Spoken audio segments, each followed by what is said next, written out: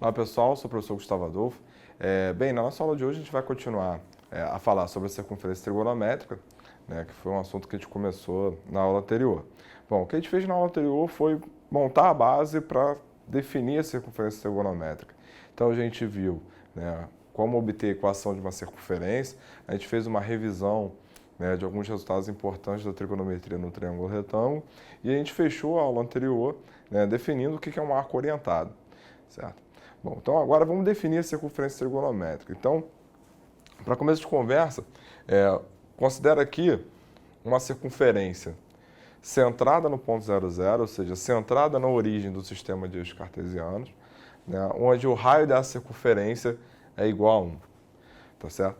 Bem, então, para começar, o que a gente viu na aula anterior? A gente viu na aula anterior que a equação de uma circunferência você obtém como? Você obtém fazendo x menos o x do centro ao quadrado mais y menos o y do centro ao quadrado igual a quem? Igual ao raio ao quadrado.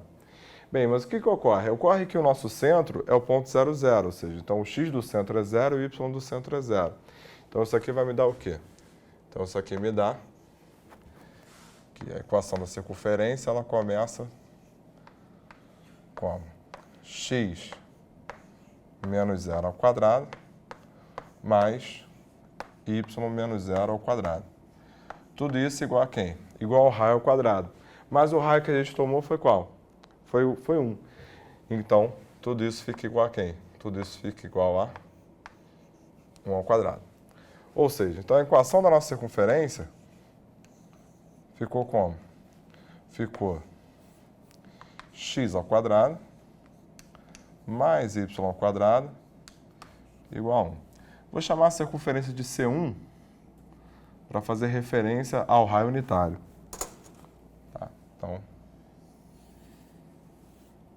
está aqui a equação da circunferência. E aí, lembrando, né, o que significa, né, a equação da circunferência? Significa que qualquer ponto que eu tome sobre a circunferência, as coordenadas desse ponto vão satisfazer essa equação. Então, por exemplo, se eu tomar um ponto de coordenadas 1 sobre 2 e raiz de 3 sobre 2, ao substituir aqui na equação vai ficar como? Vai ficar igual a 1. Né?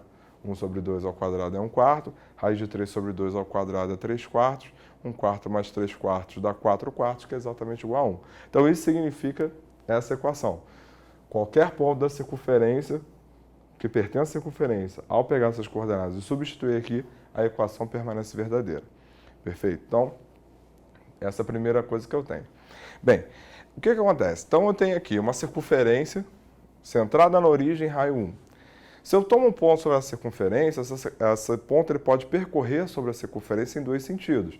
Ele pode percorrer no sentido anti-horário ou no sentido horário. Certo? Quando você adota um dos sentidos como positivo, esse círculo, essa circunferência, ela passa a ser uma circunferência orientada. Da mesma maneira como a gente viu para a definição de arcos na aula anterior. Se você tem, né, partindo de A até P, então você tem um arco orientado a P. No caso aqui da nossa circunferência trigonométrica, o sentido que a gente costuma adotar como sentido positivo é o sentido horário. E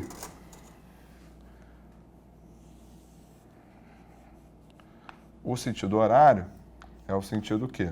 É o sentido negativo. Então, o sentido anti-horário, ele é o sentido positivo e o sentido horário, ele é o quê? Ele passa a ser o sentido negativo. O que eu quero dizer com isso? Quero dizer com isso o seguinte, vamos agora definir a medida algébrica de um arco. Então, tem aqui a medida de AP,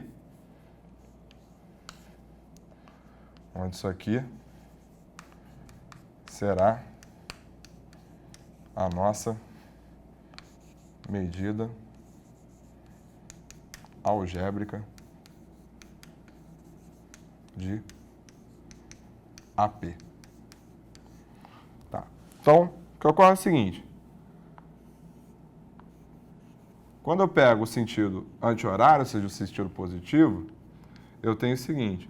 Eu tenho que a medida de AP a medida algébrica de AP vai ser o seguinte, vai ser o comprimento de AB, de AP,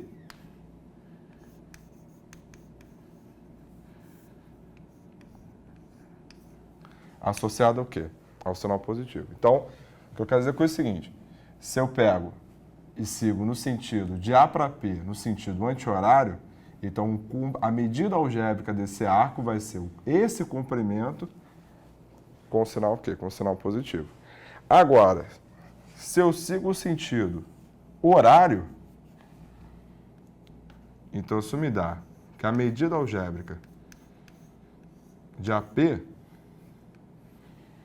vai ser o comprimento de AP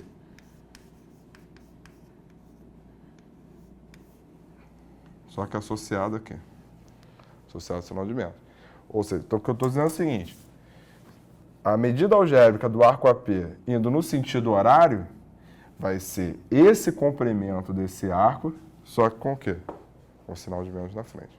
Então, a medida algébrica de um arco, aí a gente define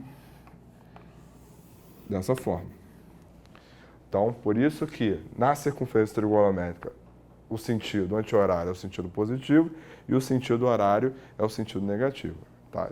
Lembrando que esses sentidos é a gente que adota. Por convenção, se adota dessa forma.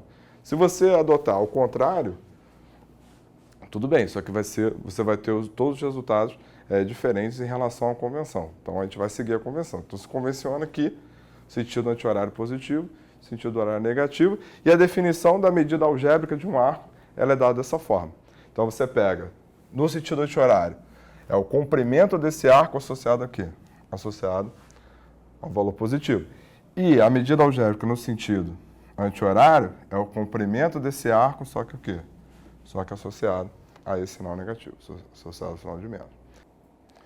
Bom, vistas essas primeiras definições, vamos definir agora uma função que associa os números reais com os pontos pertencentes a essa circunferência, tá? Circunferência trigonométrica. Bom, então vamos definir da seguinte maneira. Para cada número real que eu tomar, esse número vai estar associado a um ponto P da circunferência, certo? De tal maneira que, se o x for maior ou igual que zero, a medida algébrica do arco AP vai ser o próprio x, certo? E se o x for menor que zero, a medida algébrica desse arco AP também vai ser x. Lembrando que o A é a origem que a gente adotou, né, que é o ponto zero. É claro que essas duas sentenças, ela pode ser escrita numa linha só, né? Eu não precisaria ter discriminado que o x é positivo e se o x é negativo, porque no final das contas fica a mesma coisa. Eu escrevi dessa forma exatamente para enfatizar o seguinte, né? O que significa isso daqui, né?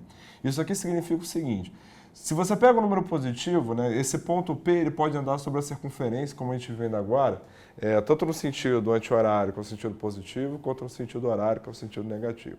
Certo? Então, o que acontece é que se você pegar um número positivo, o que você vai fazer? Você vai pegar o ponto P partindo da origem, ou seja, esse ponto P inicialmente ele está sobre o ponto A, estão um coincidindo com o outro, tá um sobre o outro. Então, se você pega o número positivo, você anda com esse ponto P no sentido anti-horário, ou seja, no sentido positivo, né, de tal maneira que a medida desse arco AP seja x. Tá? Então, o que eu tenho é o seguinte, então, o que eu tenho que andando no sentido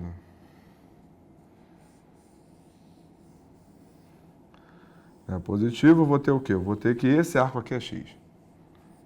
Certo? Então, o que eu tenho, na verdade, é o seguinte, né? Nessa situação aqui no desenho, né?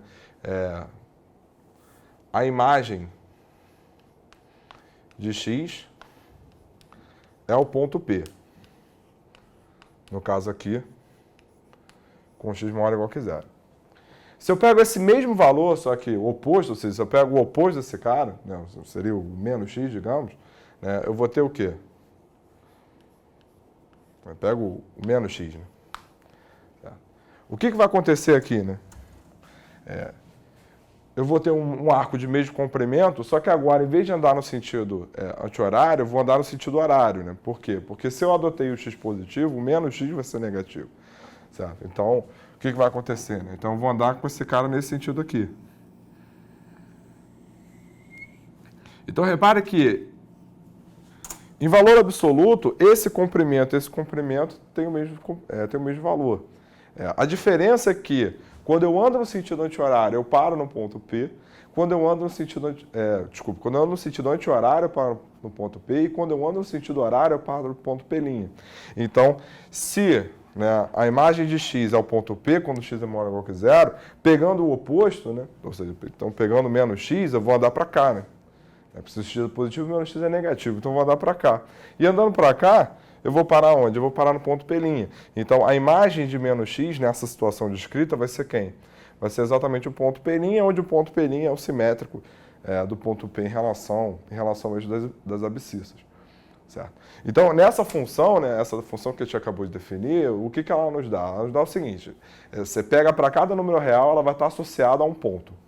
Tá, como é que você chega nesse ponto? Primeiro, esse ponto ele pertence à circunferência trigonométrica, ele pertence à circunferência centrada na origem de raio 1, para começo de conversa. Segundo, como é que você chega nesse ponto? Depende. Se o teu número for positivo, você vai partir da origem e andar no sentido anti-horário até que o comprimento desse arco seja esse número que você adotou. Certo? Se o teu número for negativo, o que vai acontecer? Você vai andar com ele, partindo da origem, andar com esse ponto no sentido horário, até que esse comprimento do arco seja o valor absoluto que você adotou. Claro, né, se você pega menos 2, você não tem como o comprimento do arco ser menos 2. Por isso que a gente definiu como a medida algébrica do arco. Então, até a medida algébrica desse arco ser quem? Ser igual a menos 2. Que é o quê? Que é o comprimento ser igual a 2, só que andando o quê? Andando no sentido horário. Certo? Então, essa definição dessa função ela é fundamental para o resultado que a gente vai ver exatamente agora, que eu vou explicar, na verdade, dando um exemplo primeiro para entender exatamente qual é o processo, que é o que a gente vai ver aqui. Bem, então repare o seguinte, a gente tem aqui, né, eu peguei aqui um pedaço da reta real, tá? E eu marquei aqui alguns valores, eu marquei o π sobre 3, o π sobre 3 mais 2π, o π sobre 3 mais 4π e o π sobre 3 menos 2π. Bom, esse cara vai estar associado a um ponto P da circunferência, tal que a medida algébrica do arco AP seja o quê? Seja π sobre 3. Então, andando no sentido anti-horário, eu tenho que esse comprimento aqui é igual a quanto? É igual a π sobre 3. Logo, eu tenho que a imagem de π sobre 3 é esse ponto P que eu marquei. Certo? Ah, mas e se eu pegar π sobre 3 mais 2π? Bom, π sobre 3 andei para cá, 2π vou dar o quê? Vou dar uma volta completa, certo? Que é exatamente o comprimento da circunferência, né? Já que o raio é igual a 1, né? 2π vezes 1 é 2π. Então, eu parei no π sobre 3 e andei mais uma volta. Repare que quando eu dou mais uma volta, eu paro exatamente aonde? Eu paro exatamente no ponto P. Então, eu tenho que a imagem de π sobre 3 mais 2π também vai ser igual a quem? Também vai ser igual a P. Ah, tá. Então, eu estou aqui. π sobre 3 mais 2π. E se eu der mais uma volta, né? Então, π sobre 3 mais 2π, vou dar mais uma volta. Mais 2π. Ora, 2π mais 2π dá quanto? 4π. Ou seja, então, se eu pegar, andei π sobre 3, mais duas voltas, eu vou parar no mesmo ponto, certo? Então, se eu estou parando no mesmo ponto, significa então o quê? Significa então que a imagem de π sobre 3 mais 4π vai ser quem? Vai ser o mesmo ponto P. Tá, e se em vez de eu continuar dando no sentido positivo, eu der uma volta no sentido negativo, ou seja, uma volta no sentido horário, o que vai acontecer? Vai acontecer o seguinte, pega aqui, andando no sentido horário, eu vou ter o quê? Menos 2π, certo ou não? Então, menos 2π, vou parar onde? Vou parar no mesmo ponto, né? Ou seja, π sobre 3 menos 2π vai estar o quê? Vai me dar o mesmo ponto, ou seja, então eu tenho que a imagem de π sobre 3 menos 2π também é quem? Também é o ponto é o ponto P. Ou seja, moral da história. Moral da história é que todos esses caras estão associados a quem? Estão associados ao mesmo ponto. Então, o que eu tenho, quando isso acontece, esses são arcos distintos, não são? Esses são arcos distintos, porém, todos eles associados ao mesmo ponto. Quando isso acontece, a gente diz que esses arcos, eles são chamados de arcos côngruos. Então, eu tenho que... O que significa isso? Significa que se eu pegar a diferença entre dois arcos côngruos desses, vai dar sempre um múltiplo de 2π. Ou seja, se eu pego π sobre 3 mais 2π menos π sobre 3 dá 2π.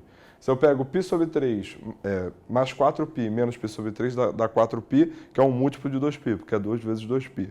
Se eu pego π sobre 3 mais 4π menos π sobre 3 mais 2π, vai dar 2π, que é, obviamente é um múltiplo de 2π.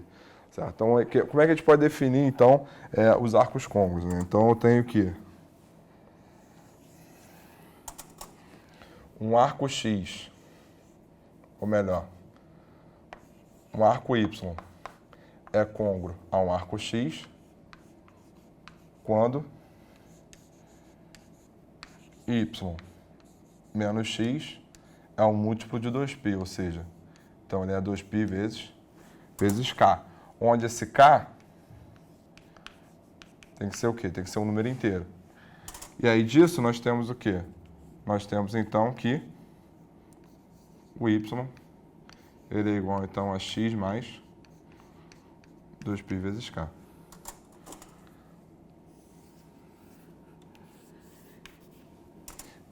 Então, dois arcos são côngruos quando a diferença entre eles dá o quê? Dá um múltiplo de 2π. Então, eu posso dizer então que esse arco Y ele vai ser quem? X mais um múltiplo de 2π. Certo?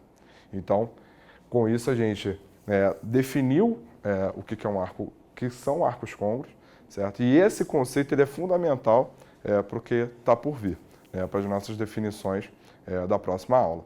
Então, dessa forma, a gente encerra a nossa aula de hoje e até a próxima.